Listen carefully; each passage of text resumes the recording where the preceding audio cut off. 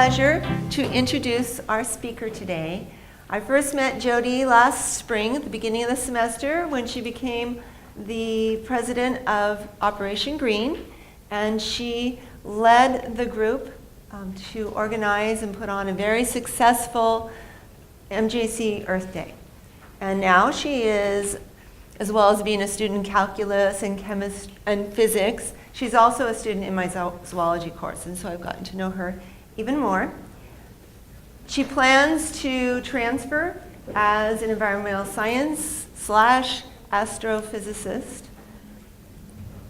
She has been off campus. She has been active in the Citizens Climate Lobby, and as part of that Modesto branch of that group, she attended the international conference last summer, or late last spring, in Washington, D.C., where she was able to meet with congressional staff members as well as staff members of Jeff Denham.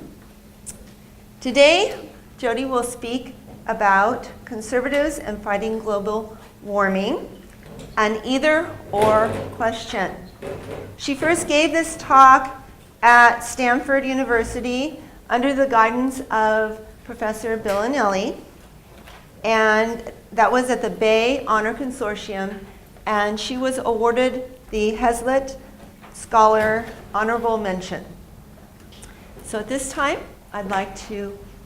let's welcome Jody Strait.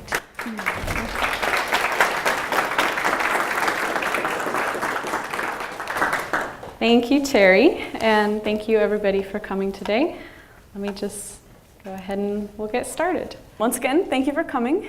And the title of my talk, Conservatism and Fighting Global Warming, an either-or question. I actually like to start this talk off with, well, first I'll let everyone find some seats since we have some last-minute stragglers. But if everybody could stand up, I actually want to start off with a little pop quiz, and your body is going to be your Scantron. So if you would. Okay. So I want you to close your eyes and think about any political conservative that you may know. And I want you to think about if you know a political conservative who is advocating for action on climate change, fighting global warming. And if you do know a type of conservative like that, I would like for you to sit down. So again, if you know a political conservative who supports fighting climate change, go ahead and sit down. If you can even just think of one that you've heard about or anything like that. Okay, go ahead and open your eyes and look around. So this is a problem, and hopefully I can change your minds today. So go ahead and have a seat. First off, the big question, what am I doing? I'm kind of asking myself this also. So I want to start off with a little bit of Climate Science 101 and common misconceptions about climate change. And then I want to go ahead and dive into the roots of conservatism, political conservative philosophy, where it started, and what are the major tenets. And then I'd like to go into conservative climate policy, one example being a revenue-neutral carbon fee and dividend. So I'll explain what that is. And then I'd like to do some contemporary conservative top priorities and how fighting climate change will actually help address some of their top priorities, which are not related, or at least perceived as not related. And then I want to fill you in on some conservative supporters and some things that are going on in Washington, D.C. today. So first off, everybody's probably seen this picture, right? You have solar radiation coming in through the atmosphere, and it's absorbed and releases heat, and then some passes back through, and some is reflected by clouds and is warmed to keep us warm. So this is a good thing. We need some of the greenhouse effect that we have. If we didn't have an atmosphere, then we would be much colder.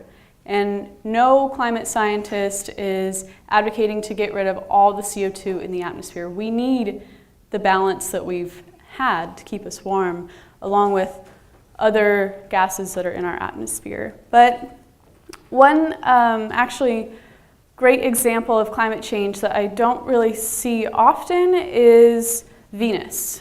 So Venus is the next planet closest to the sun, and as you all know, and it's actually very hot. It's 462 degrees Celsius, whereas we are only, on average, 15 degrees Celsius.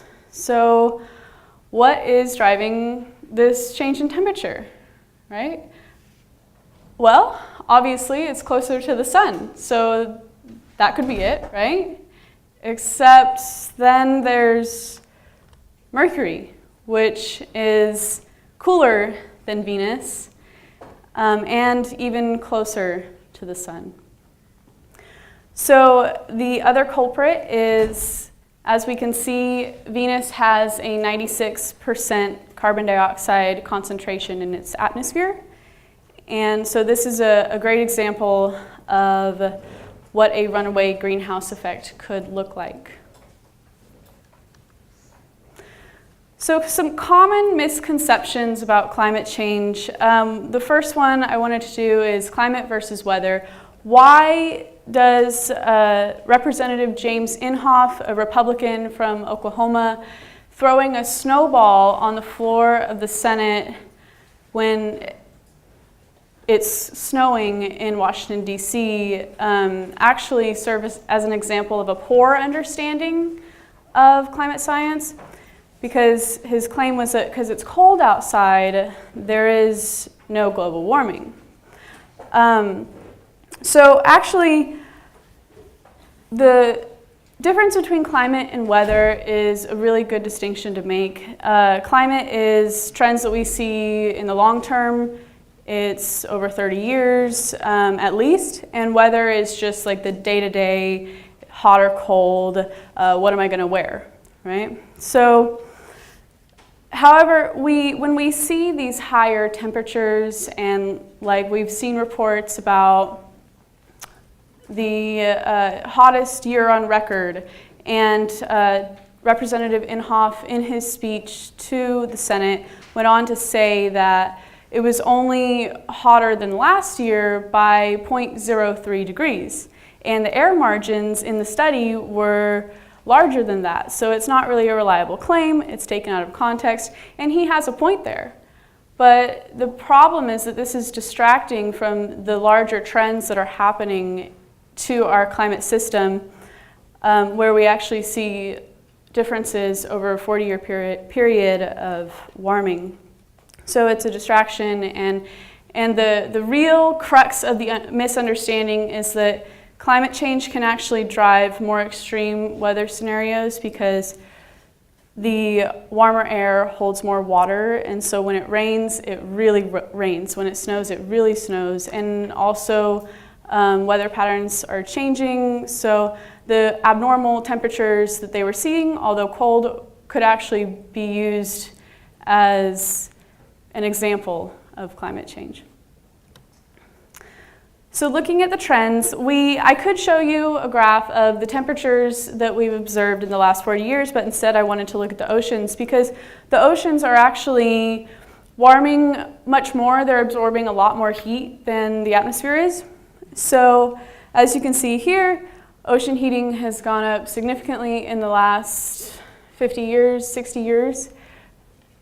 And so this can have some pretty negative effects. Another misconception is melting glaciers and sea level. And an example today is Representative Steve Stockman, a Republican from Texas. He serves as on the House Committee of Science, Space, and Technology, and so I have a little video to show you of what Representative Stockman thinks about rising oceans. How long will it take for the sea level to rise 2 feet? I mean, Think about it. If your ice cube melts in your glass, it doesn't overflow. It's displacement. I mean, this is some of the things that they're talking about mathematically and scientifically don't make sense. Can anybody see the problem with his logic? Any volunteers? Okay, so I'll go ahead and do a demonstration, actually, that Richard was so kind to put together for me. We have 2 glasses, and these can represent our oceans. So one of the glasses they both have ice in it, and the ice is melting, but we can see that they're not overflowing because the ice is already in the water. It is displacement. Now the problem lies when the ice cubes or the glaciers are on land, say Greenland, where we're seeing a lot of ice loss. And what happens when you have a bunch of ice that's on land go melt and go into the ocean? It goes everywhere, right? So that is a fundamental misunderstanding of the science behind climate change, and it is actually inside of our House Committee on Science and Space Technology. So I hope at least some of you are a little troubled or very troubled by that, as I was. What about global cooling, right? Who's heard about global cooling? Like, the scientists don't know what they're talking about. First it was global cooling, now it's global warming, now it's climate change. They can't make up their minds. So back in the 70s, there were studies that were done, and there was a cover on Time magazine. They did a whole issue on it about we're going into an ice age. And in fact, we should be, gradually. But what's going on, and this is from 1979. So the scientists who did this, Embry and Embry, knew that this would happen, or predicted that this would happen even back then. It shows that we should be going into an ice age, but there's actually going to be a carbon dioxide-induced super interglacial period, so between glaciers. So that's one thing. It's these arguments about global cooling, sea levels not going to rise because of displacement, or other common misconceptions about climate science there's an analogy, they're a little bit like zombies. They're, they come out and doubt is spread about climate change, and then the scientists do their best to dispel the rumors and clear the doubt, but they just keep happening. They don't die. So these are the climate zombies. There are many more. Skeptical Science is a website that I'd recommend every person go to. I have it right down here on the bottom.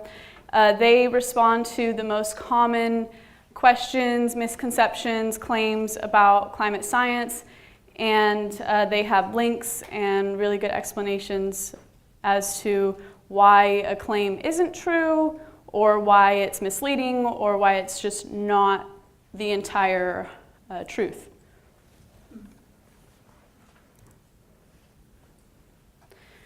Also, every scientific body of international standing accepts the findings of human-induced effects on climate. And so it's overwhelming to see this, and I don't expect anybody to read all of it, but there's a 97% consensus among scientists that climate change is happening. So should we accept it because 97% of climate scientists accept it? No, we shouldn't. We should not accept it because 97% of climate scientists accept it. This would be backwards. We should accept it because the evidence has convinced the vast majority of climate scientists. So the consensus is not what gives power to the conclusion. The science leads to the consensus, and the science is what gives power.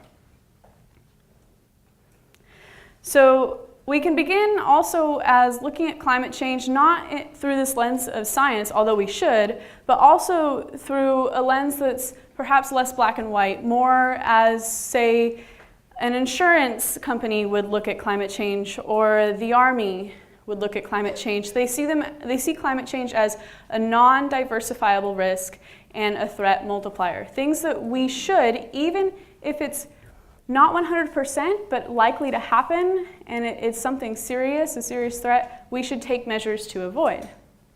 So we have good reason to assume, or good reason to believe, that sea level rise will occur, and this is a problem because 39%, that's 123 million Americans, live directly on the shoreline.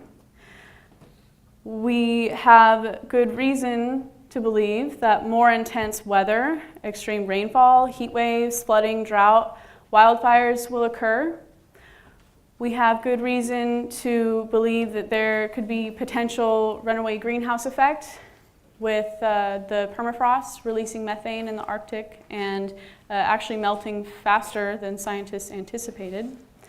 And we have good reason to believe that warming oceans and ocean acidification will be bad news for keystone species, which serve a very important role in the environment, such as corals, and that could have harmful effects for people who depend on the ocean to survive.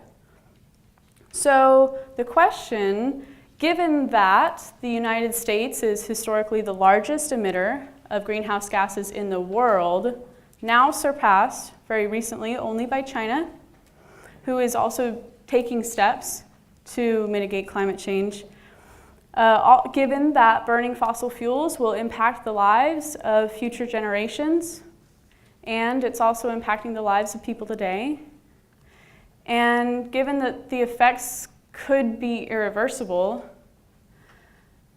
the question is, do we have a moral imperative to act? And no person can seriously answer this question without examining their fundamental beliefs, their principles, what pillars do they live by, and how do those point to what we should do. So now we'll go ahead and look at the roots of conservatism. Because in America, there's a huge divide between people who think we should act on this issue and people who don't, and what measures we should take.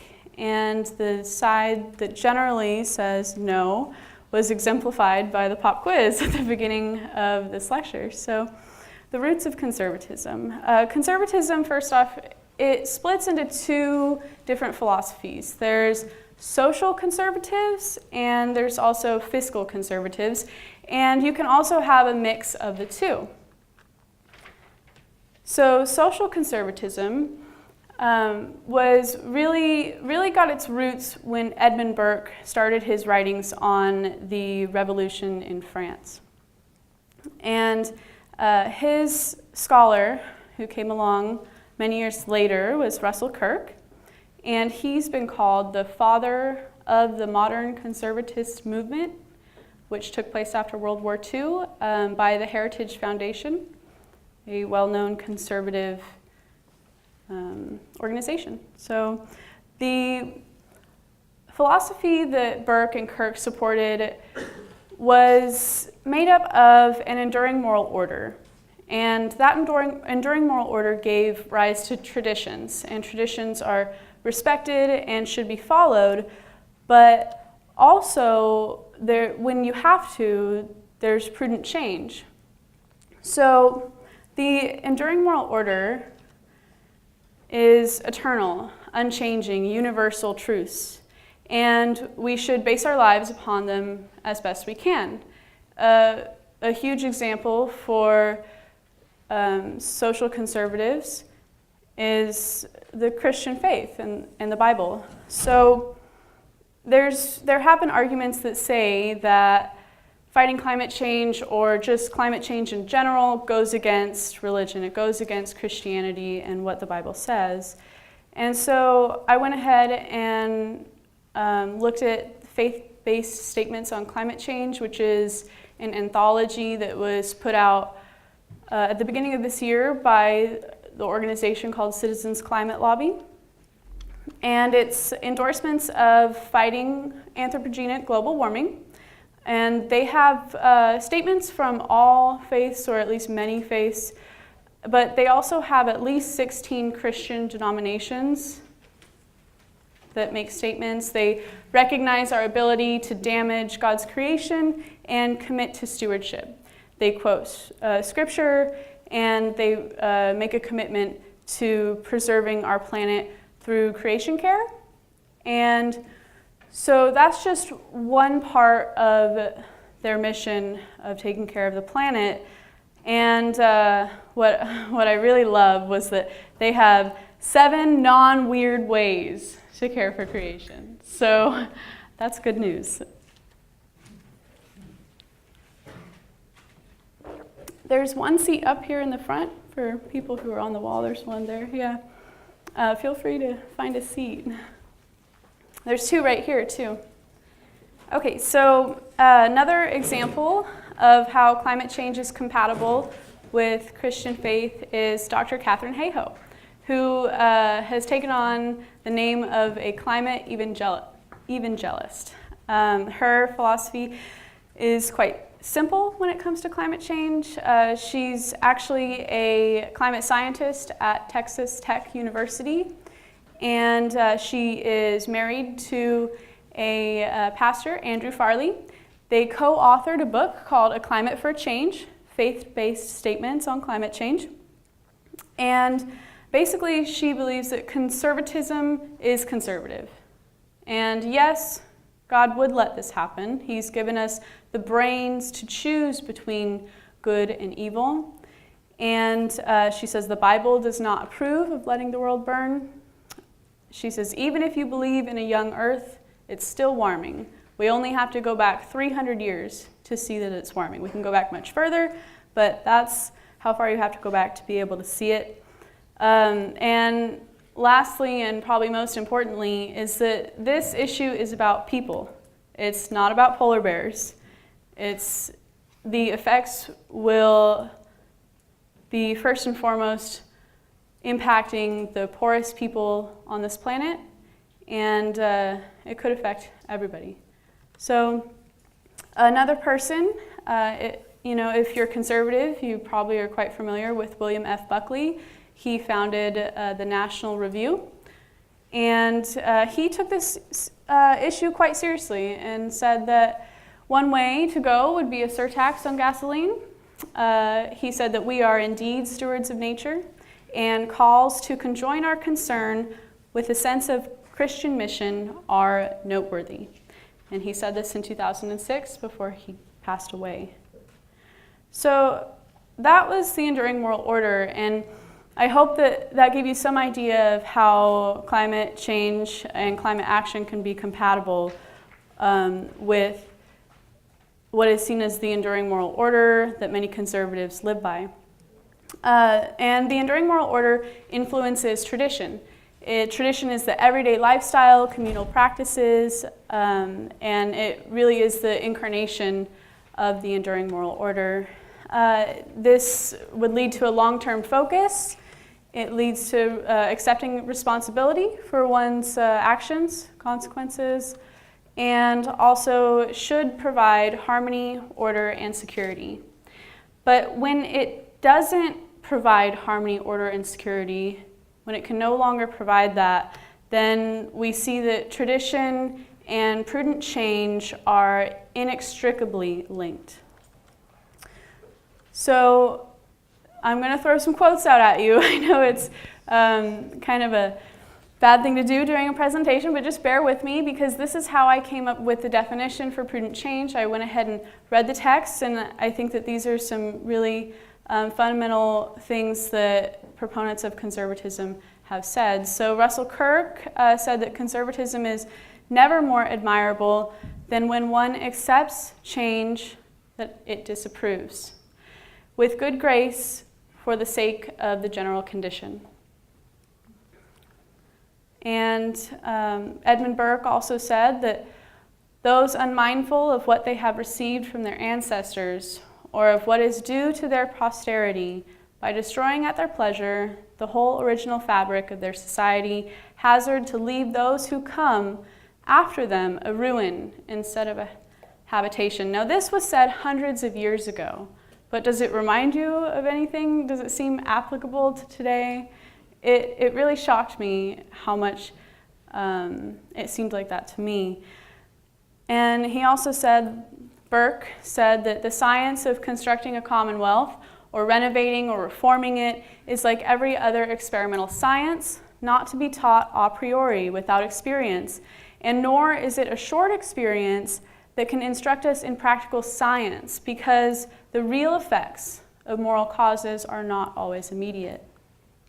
Now contrast this with what you just saw with Representative Stockman in the Senate and his understanding on climate change. Did it seem like he was taking it seriously?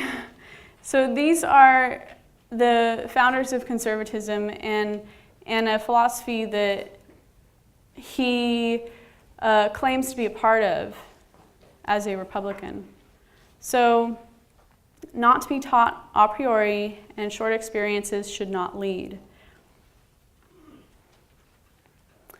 And then Edmund Burke also said that any public measure ought to be judged by its probable long-run consequences and not merely by temporary advantage or popularity.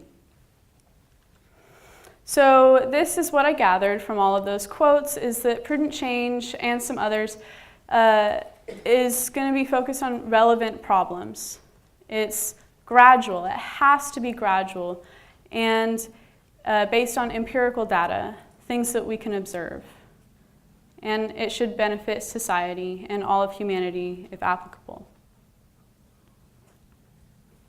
William F. Buckley from the National Review really just summed it all up for me. He said, conservatives pride themselves on resisting change, which is as it should be, but intelligent deference to tradition and stability can evolve into intellectual sloth and moral fanaticism, as when conservatives simply decline to look up from the dogma because the effort to raise their heads and reconsider is too great.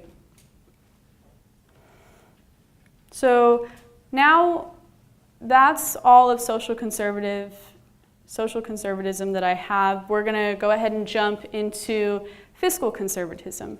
So what is fiscal conservatism? It's classical liberalism or libertarianism, today's libertarianism. Ludwig von Mises is one of the economists that I looked at, and also Friedrich Hayek. They were both well-known economists and well-known libertarians or classical liberals. And the main tenet, this one's a little simpler, the main tenet of fiscal conservatism is free market economics. And what that is it's focused on liberty, freedom, and minimal government intervention. Private property rights are sacred, and innovation via free market competition, that's how it should take place, not by government incentives. And we should also, what arises as a major problem to private property rights is not having externalities internalized. When the costs of an action are not confined to the area that they occur in, then those externalities end up infringing upon someone else's private property rights. You can think of pollution in this way. So internalized externalities is a fundamental part of free market economics. And when asked about pollution, Friedrich Hayek gave a prime example of internalizing externalities. A student, this was back in the 70s at Stanford University, asked Friedrich Hayek, is there a way that the free market can solve the pollution problem that comes with high production? And Hayek simply said, make the producer pay for all of the indirect damage that he causes. Now, this is a libertarian saying, internalize externalities. Otherwise, private property rights are infringed upon. So unfortunately, over the last 20 years, 21 years since I was born, we've seen that there's a huge divide going on in our politics today. So this is based on a 10-item scale of political values, and you can see that Democrats and Republicans used to agree on most issues. But in 2004, we see slightly shifting, and then just last year, we see what's happened. So although internalizing externalities is a huge part and pollution is a huge part of that, it's also an issue that many liberals have gotten behind. And so perhaps that's a reason why many conservatives don't want to touch it, or also the policies that are being put in place to deal with pollution is another issue, because it depends on how you internalize those externalities. So it's become such a black or white scenario. It's us or them. Which side are you on? And the real problem is that things that are objective and empirical have been thrown into the mix of political polarization. And so we see climate change there at the bottom. It's liberals, climate change is real, or conservatives, climate change is a hoax, and or action will destroy the economy, as was the former was said by one of the presidential nominees just in the last Republican debate. So the major problem is that this is an either-or fallacy. Other possibilities exist. It's not fight climate change and destroy the economy or do nothing about it. There are other ways, and what we can use in order to help people compromise and help Democrats and liberals work together without being too disgusted by each other is methodological pragmatism, which is where you use this method to get to a common goal. So you have liberals and conservatives, and they're getting to the same goal, but they are using different reasons to justify why they want to do that goal. So we've also seen this method embodied by certain social movements, such as the coexist movement, an agreement, even though people come from fundamentally different value systems, they've agreed to have mutual respect and work together and be civil towards one another. So the goal is to show the compatibility of conservative values with aggressive climate change mitigation policy. And we're above 400 parts per million of carbon dioxide in the atmosphere right now, and we need to get below 350. And one policy that is an example of how conservative principles can be compatible is a revenue-neutral carbon fee and dividend. Now, I wouldn't go as far to say that conservative principles are compatible with cap and trade or subsidies for green energy, but this is a totally different scheme, and this is part of that either-or. This is what's missing, is policies like a revenue-neutral carbon fee and dividend. So what is that? It's actually a steadily rising fee on carbon dioxide, the carbon dioxide content that's in fossil fuels. It's a gradually rising fee. And then the really important part is that all of the revenue is given back to the households, to the consumers, to American families. The government doesn't keep any of it. The only thing is that there's a small administration fee. So that's about 0.05% to 5%, depending on how many people sign up for direct deposit, because that makes it cheaper. There will be border adjustments that will discourage businesses from relocating. So essentially, if you have a product that was made in a country where they don't internalize their externalities of CO2, then we would put a tariff on that and we would keep the money. And that would go towards businesses that are having a rough time with the dividend. And so this would incentivize other countries as well to enact their own carbon fee, because why would they want to give us money instead of keeping it themselves and giving it back to their people or whatever they're going to do with it? So there was a study done by REMI, which is well known. It's a regional economic modeling firm, and so Regional Economic Models Incorporated. And the study by REMI, which was released in 2014, basically says that a carbon fee and dividend policy would create 2 to 3 million more jobs than the baseline, and there would be 70 to 90 billion in additional GDP. The climate-related results were significant reduction in carbon dioxide emissions and 50% reduction by 2035. This is assuming we started this year, which we did not. So 20 years, 50% reductions. Up to $6 billion in revenues by 2030s. And since that would be returned to the people, we would see a family rebate of $200 per month by 2025, assuming we started in 2015. So we would also see the retirement of the coal fleet, and it would be replaced by wind, nuclear, solar, geothermal. And a really important part is that it would save inadvertently by reduced NOx and SOx emissions, nitric oxides and sulfur oxides, 11,000 to 13,000 annually saved premature deaths. So in 20 years, that's over 200,000 lives, American lives, saved from less pollution in the air, better air quality. So it starts with the carbon fee and the border adjustments. The carbon fee is placed on the well, the mine. It's the product as it's coming out of the ground or into the country. The monthly dividend check is given back to consumers, and this can cover the increased cost of fossil fuel energy for you, or you can invest in renewable energy. You can, what happens then is that when more people invest in renewable energy, just market forces at work, there's increased efficiency and lower cost. Also, you could spend it on whatever you want.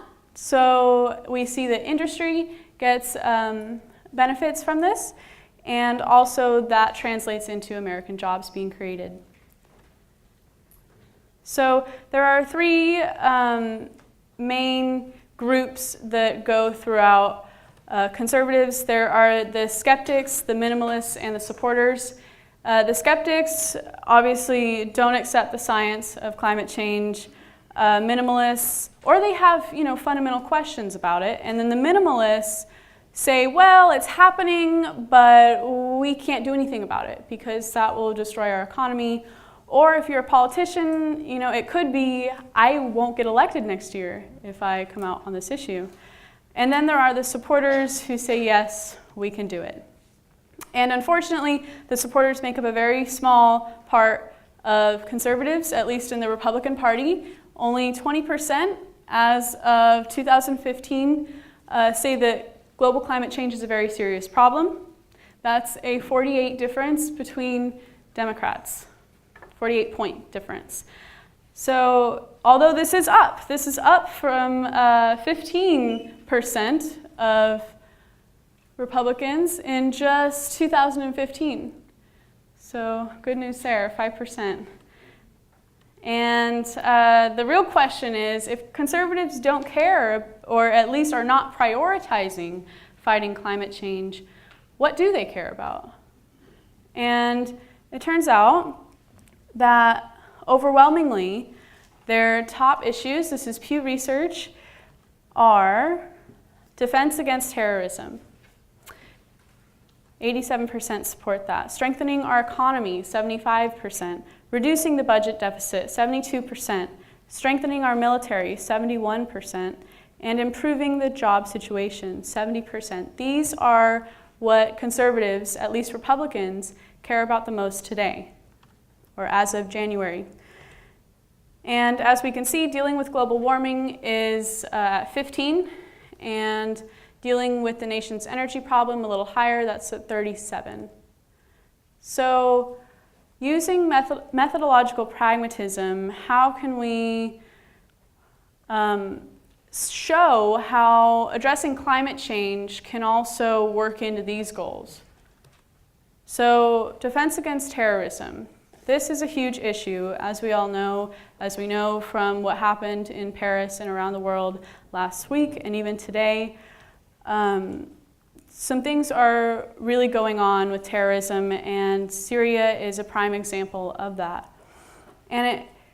So how does this relate to climate change? Well, it's not so direct, but indirectly, there is a link between the record drought that Syria suffered from 2007 to 2010 and climate change.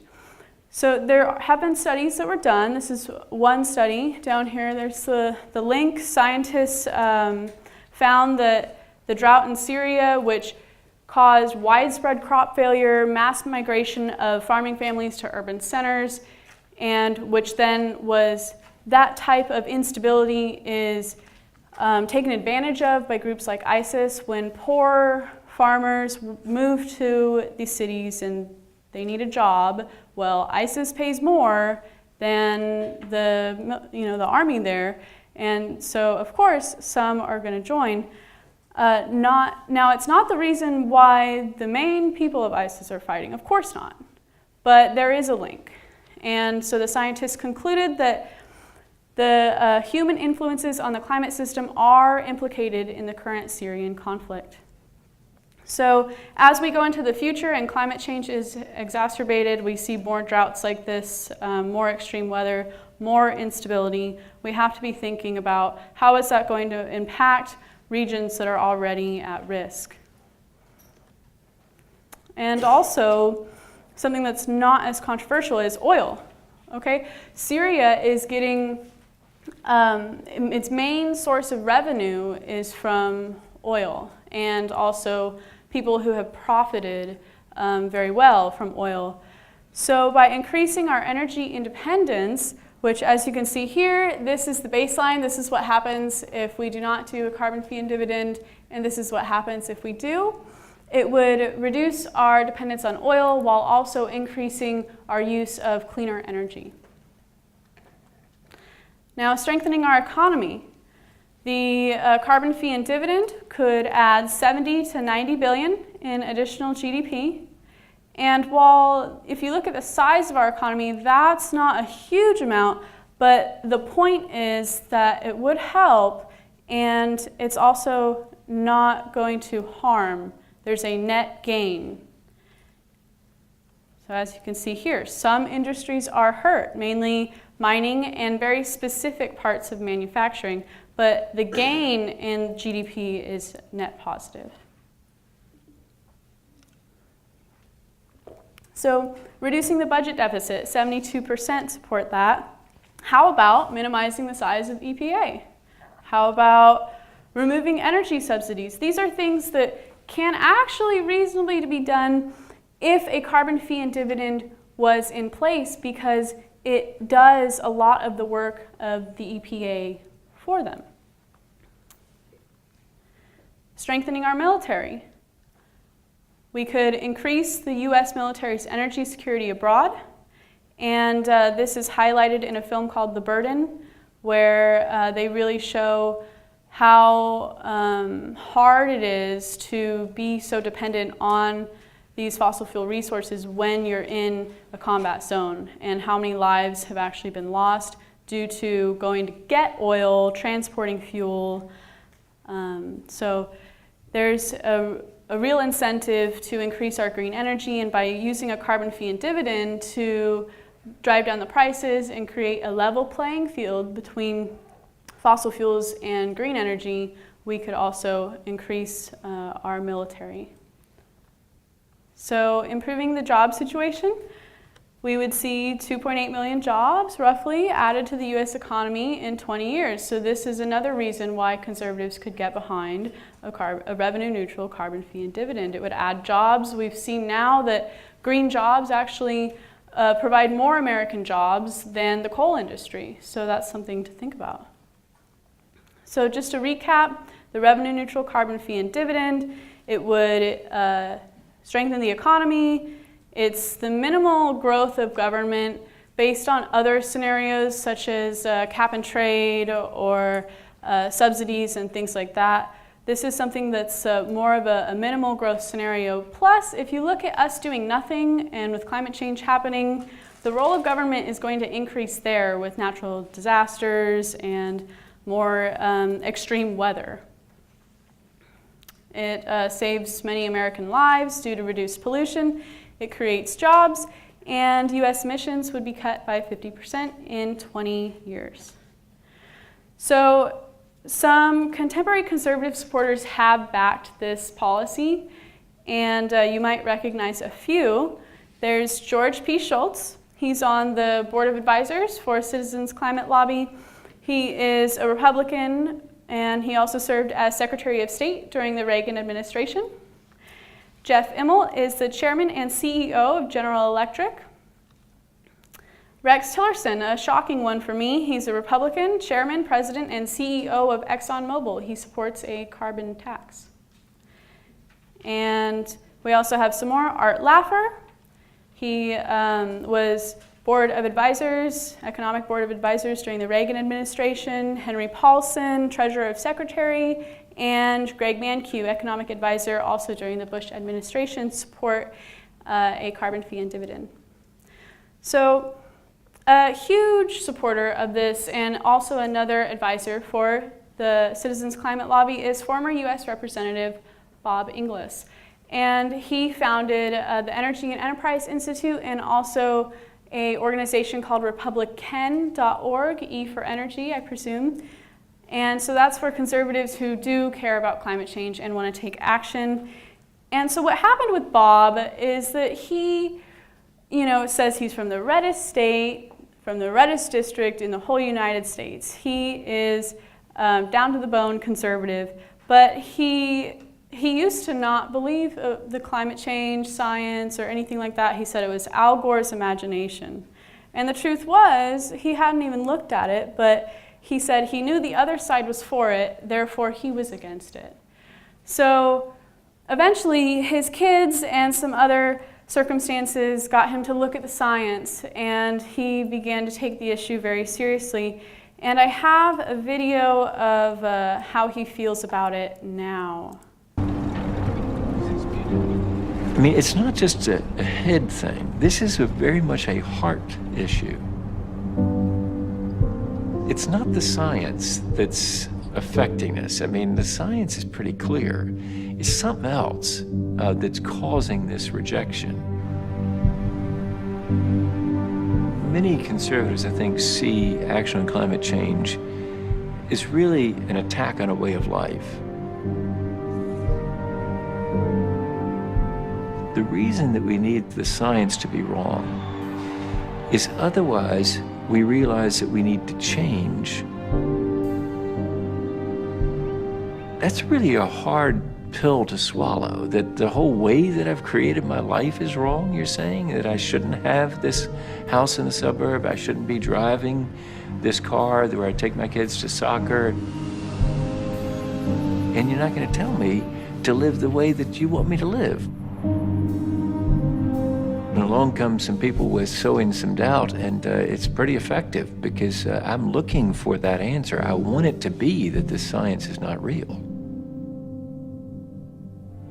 You don't have to accept things the way they are. There are things we can do to change.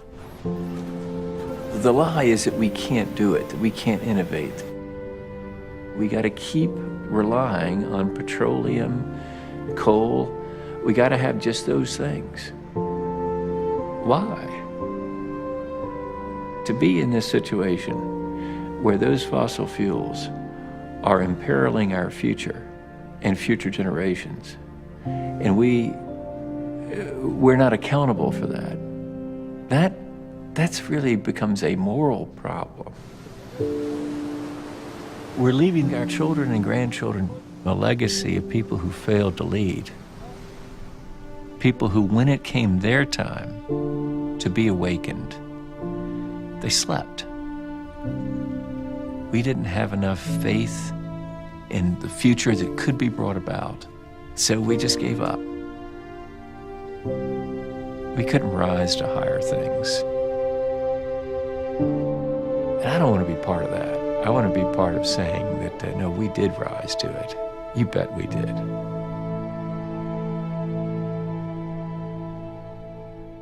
So that is from Merchants of Doubt. That's a film that came out very recently about the strategies that are used to spread doubt about climate change. And I want to go ahead and wrap up. Just one last thing is that what's going on in Washington today, right? A big question in these talks is, well, yeah, we know it's a problem or it could be a problem, but what can we really do about it?